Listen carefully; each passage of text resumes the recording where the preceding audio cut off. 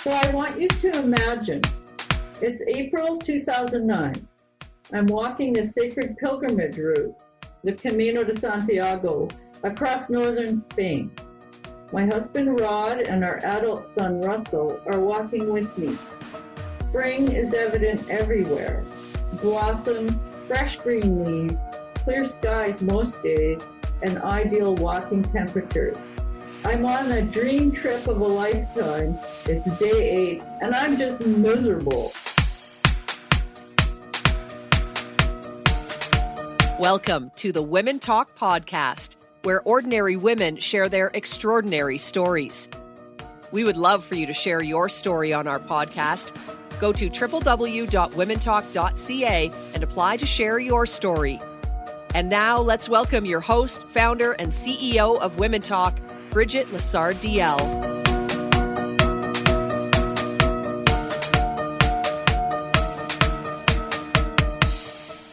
Welcome back to the Women Talk podcast. Today my guest is Marie Maccagno. Marie is the award-winning author of the creative memoir, The Chocolate Pilgrim. She shares her story of walking the Camino with her husband and son.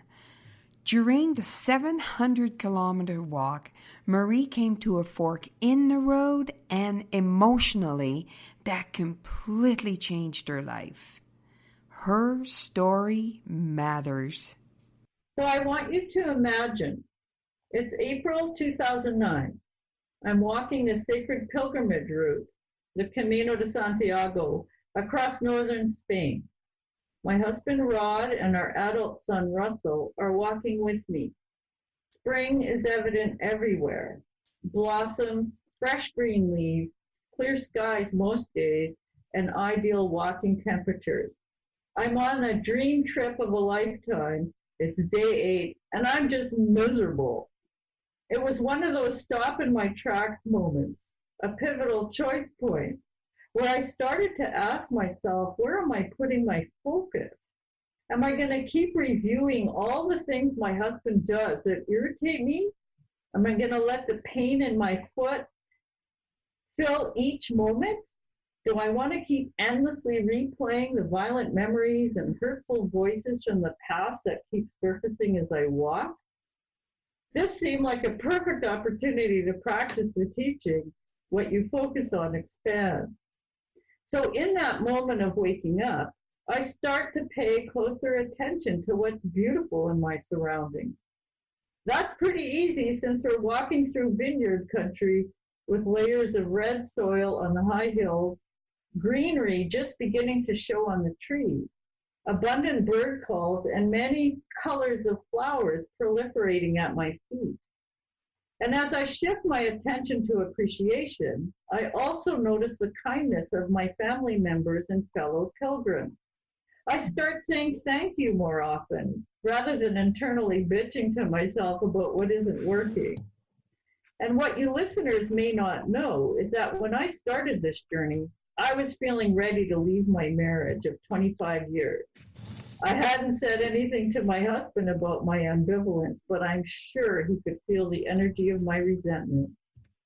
And within a day or two of focusing on appreciation, I started to see my husband in a different light. I started to reconnect with his innate goodness and accept his attempts to be generous. Sometimes our love languages just don't match up, but I could see his intention of kindness underneath his behavior. And fast forward to today. This lesson from the Camino serves me in every aspect of my life. I've integrated a practice of gratitude and appreciation, of noticing the small things that are going well, even when there's major challenges happening. So when my husband went through chemotherapy for chronic leukemia, I was able to stay grounded by noticing the beauty in the life we've created together. But that's not all.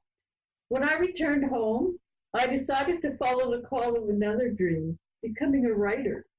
I signed up for a writing mastermind that supported me to get my words on the page. And within that mastermind, we all developed deep listening skills, supporting each other to hear what's strong and powerful in what we were sharing.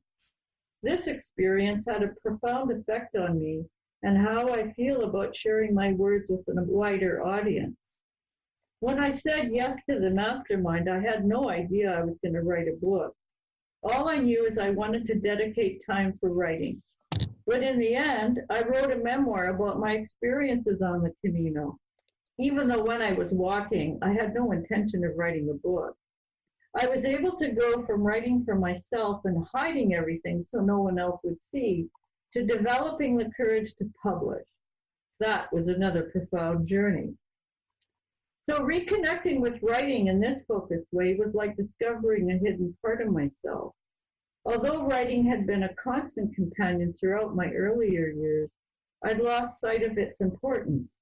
When I hadn't felt heard as a child, when my mother couldn't seem to see me for who I am, I could always pour my thoughts out into my journals.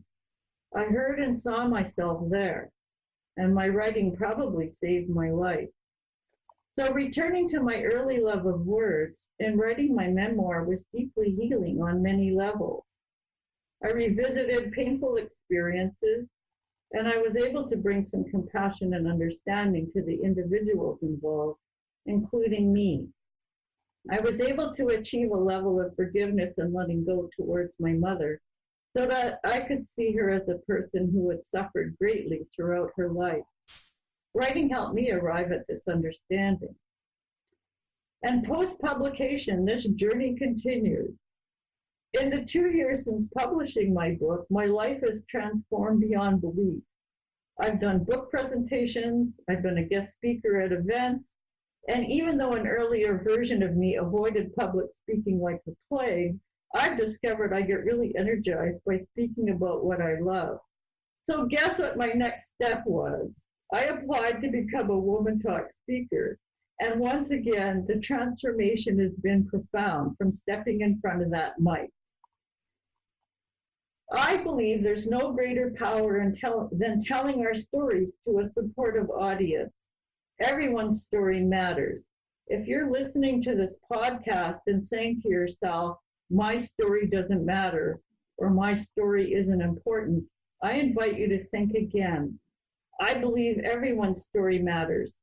It's not only healing for the person speaking, it's healing for the listeners, and it's healing for the planet. One story at a time, we're changing the world.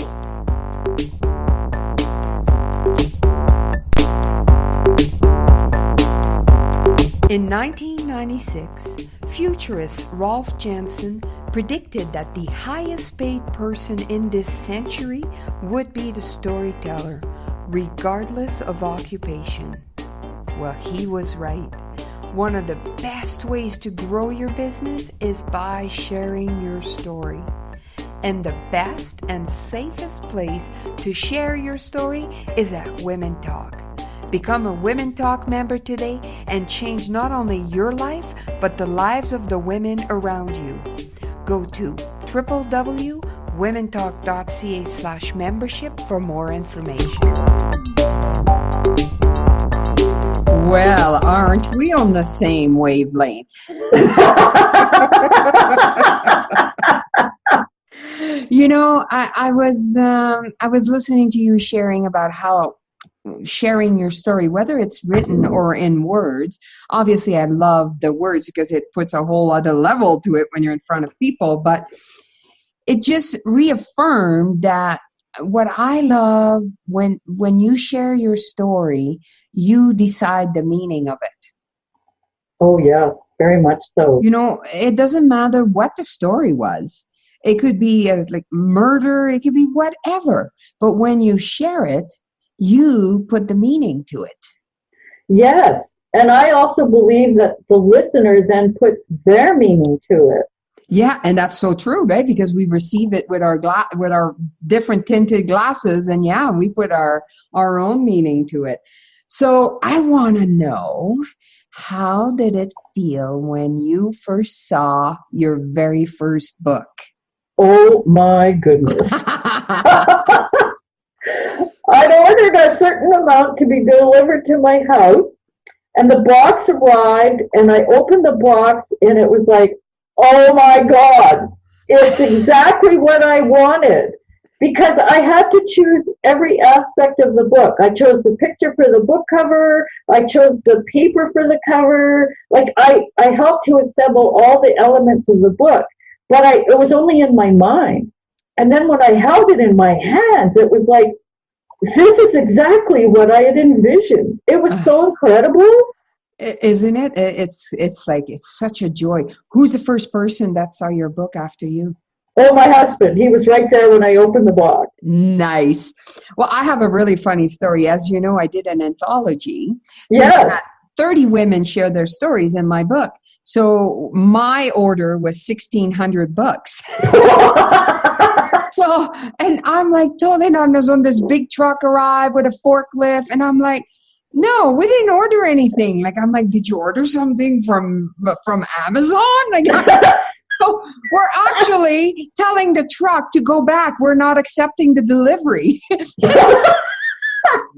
then I finally realized, oh my God, it's my books. So we had like this huge pile of books in the garage. It was so much fun. Oh my goodness. Yeah, I've read that anthology actually. It's a beautiful piece of writing from everyone. I know, the stories are pretty amazing. So I want to know a little bit more about the Camino. So had you done the Camino before? No, I'd heard about it from friends who had done it, and it only got me more excited the more I learned about it. And I did a little bit of reading, and then it was just like I just decided one time on a long hike over here where I live that it was just time. I just decided I'm doing it. So what did your husband say when you shared that with him? Oh, he was excited about it too, and I didn't even know that he had actually been thinking about doing something like that as well. Oh, isn't that interesting? I was really shocked. I had no idea he had also been thinking of the Camino. Yeah, you know, it's interesting. Sometimes you get in your own little world and you don't share certain thoughts. Well, I was really good at keeping secrets about the things that really matter to me. And so you were on the brinks of divorce. Well, I was sure thinking about it. and you decide, how many kilometers did you walk? About 700. Okay, so you have, like, how does that work? Because you're thinking of divorcing your husband, and now you're going to go walk 700 kilometers with him. Well, this is how good I am about keeping secrets. I'm like, okay, the last thing you would want to do with someone is go walk 700 kilometers when you want to divorce them. How did that happen? Well, our son was also with us, so he was a real mediator between us. Like, because he was with us, even though I was feeling really angry a lot of times and feeling ready to leave, because our son was there, it meant that I had to find a way to calm myself down. And so in that time together, like, and with this moment that I share in my story, I was able to start shifting myself from always noticing what bothered me to actually what was good. But I really credit our son for his presence, for being with us, to be the one that kind of held us together. Oh, that's beautiful. I love that. Yeah. So was it like a particular moment in the walk that made you think, like, what am I doing? Or was it just like slowly? Like, what happened? No, what did you shift? It's almost, like in my life, I've had these moments where it's almost like divine guidance just shows up and says, Marie, wake up. And it was like a moment like that. It wasn't gradual. It was just like this, what am I doing moment. Were you like thinking of strangling him or something at the moment? Like, what happened that it was so sudden? Well, there was a fork in the road, a real life fork in the road, where I was so angry at that point that I was thinking, I'm going to go left and those guys can go right. And then it was like, wait a minute. So yeah, it truly was a choice point, physically and emotionally. Oh, I love that. How poetic is that? It couldn't be any more. That is sensational. So, so did you get to visit Spain at all, other than the 700-kilometer walk? Yeah, after we finished, like walked into Santiago, and then we also walked to Finisterre, which is a city on the Atlantic Ocean. So we walked to what the ancient Celts thought was the end of the earth. So we walked there, and from Santiago we flew to Barcelona and spent 10 days in Barcelona, which we absolutely loved. And we took some day trips out of Barcelona along the Mediterranean. That would be beautiful. Oh man, I loved being in that area. Had you traveled a lot before? Like, had you been to Spain or any other? No, that was my first trip to Europe. Wow, look at that. That's so cool. Yes. That's so different. So tell me about the vineyards. Oh, well, if people decide, we walked in the spring, but what I would say is if you're really into wine, the best time to walk is in the fall when they're doing the grape harvesting and pressing the grapes. No kidding. I've always had this dream. I want to stomp grapes. Yeah. To me, I think that would be so much fun. What was the most beautiful thing you saw during your Camino walk? Oh, wow. I'd say one of the things I didn't expect on this route was how there were several mountain ranges that we actually crossed over. And I've done a lot of hiking in the Rockies. And I really like getting up high to see like over long distances. So there was one section we did that's called the high route. And it's only possible to do it when the weather is good. And we got to walk the high route. And for me, that was like an incredible highlight. It was just so amazing. And not many people on that section. Oh, and is it cold or is it warm always? Like, do they get snow? Like, what kind of weather did you have? Oh, well, we were walking, we started in the middle of April and we're walking throughout most of May. And it started out somewhat cool with a bit of snow on the ground. But by the time we were into this high route section I'm talking about, the temperatures are really quite beautiful. Nice. Yeah. Did you make new friends? Did you meet anyone interesting? Oh, almost every moment there was somebody interesting. What I found incredible about walking on the Camino was how, because we're all on a common journey, we're all walking to Santiago, it was really easy to strike up conversations. And people were really open-hearted. I don't think I've ever experienced such open-heartedness, like with a bunch of strangers ever before. What do you mean by open-hearted? Like, what people really willing to share who they were, why they were there, some of the pain that they might have experienced. Like, I met a number of people who had lost partners in life, and they were walking in order, like, before they knew what their next step was going to be. People who had lost jobs and didn't know what they were going to do next. So in between, they're walking. Like, the walking had many meanings for each person on the journey.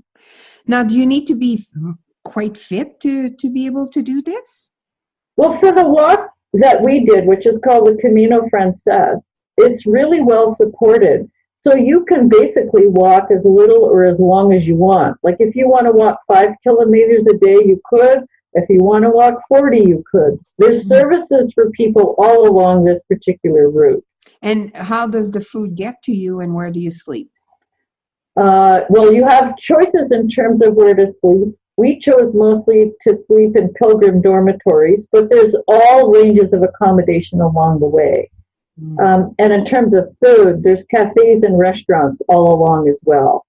Oh, so it's kind of set up for you. So you just pick what restaurant you want to go to. And there's really good guidebooks with all the updated information about what's open and what's available for the section that you're walking each day. Fun. Is there anybody there that massages your feet? Sometimes in the pilgrim dormitories, there are people who actually take care like that. Yeah, no kidding. So you wrote a book. What is it called? My book is called The Chocolate Pilgrim. Chocolate Pilgrim? How did that come about? Well, I like to tell people that they need to read the book to find out. But I will do a spoiler alert, which is on the journey, I ended up, we'd always go to markets to buy our food. And I really like chocolate as a pick-me-up midday. So I started looking for really good quality chocolate. And sometimes I found some and sometimes I didn't. So I decided I'd go back and do the walk, but the second time I was going to do the guidebook for the best chocolate on the Camino. Oh, that's awesome. So have you been back, or like have you done it only once or more? I've walked this Camino route once, but we've also gone back to Europe and we did a hiking route in Italy, and then we've done one in France. And my husband and I also had a chance to serve in one of the pilgrim hostels in France for 2 weeks. So we took care of pilgrims coming through our location where people could stay overnight. Oh, Marie, you're giving me some ideas. Bridget, it was amazing. It really was. That would be, and the stories I could collect. It would Yes. be incredible. So what do you do now? So obviously you're still married and your Yes. marriage is doing well. It's doing very well. Nice. So what do you do? Well, after doing all this writing and publishing, I realized, wow, I love this so much. I want to start my own business supporting other people who want to write. So I have a company now called Adventures in Writing. Ooh, and what does a company do? What, like, you coach people to write? What do you do? I do a few things. So I offer writing retreats and workshops for small groups, but I also coach people one-on-one who are ready to make a bigger commitment to developing some piece of writing. And it doesn't have to be like a book manuscript. Sometimes it's for business writing or websites and things like that. But it's for people who really want to develop something and do a deeper dive into the writing. Nice. And what do your retreats look like? Well, they can be as short as a weekend, a Friday, Saturday, or a Saturday, Sunday, to something as long as a week. But do people just sit around and write, or do they go traveling? Like, what do you do? What are your retreats? Well, the focus is writing, but the writing process itself is very open-ended. And for any of my retreats, I always leave open-ended time. So it's not like every moment of every day is highly structured. And if we're in an area, like I have retreats that I host here where I live on Vancouver Island. And for the 5-day retreats, we usually do 3 different outings for an afternoon that become a writing prompt. For example, there's a beautiful labyrinth that I love taking people to, and we'll walk the labyrinth and write based on what shows up from that experience. And I live very near Strathcona Park, and there's a beautiful hike that's relatively easy where I took one group where it was a beautiful summer day and we left early in the morning and we hiked into this lake and we swam in the lake and then we sat on the rock in the sun and did our writing there. So I use the opportunities that are available in the environment that we have. That is beautiful. So if people want to get a hold of you, how do they do that? The best way is probably through my website, which is www.mariemaccagno.com. Great. And we'll have your website in the comments of the podcast so people can find you. And you're also on Facebook and yes, everywhere. Well, thank you. Chocolate Pilgrim. I love the name. Love the name. Thank you for sharing your story with me. Thank you, Bridget.